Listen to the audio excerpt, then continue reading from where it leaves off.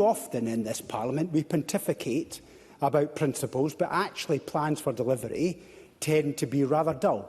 But they are actually incredibly important if we're going to achieve our objectives. And it is supremely logical, especially following Sarah Boyack's remarks in her contribution, about the incredibly expensive constraint payments that we are using on a regular basis in order to cope with the supply and demand of electricity.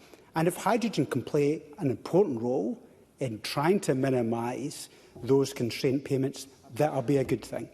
Because we also know that batteries themselves, and there's much use of and talk about batteries. In fact, there's many more planning applications from batteries than I thought there would be, but they store energy for a short period and perhaps not sufficient to be able to cope with the wide fluctuations over a longer period of time.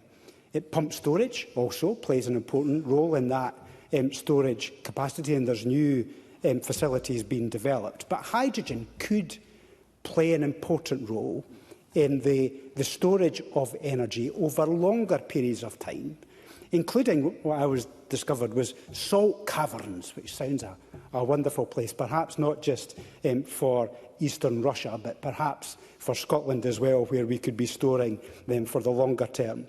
But there's also, I think, an urgent priority for the use of hydrogen in terms of green steel and moving away for fertiliser and chemical production from the grey use of hydrogen, or the grey hydrogen, for the generation of that. Because we will continue to need chemicals, we will continue to need fertilisers in certain cases, and I want them to be as green as we can possibly make them. So green hydrogen will play an important role in decarbonising steel production and chemical production as well. So the opportunities for hydrogen are really quite positive.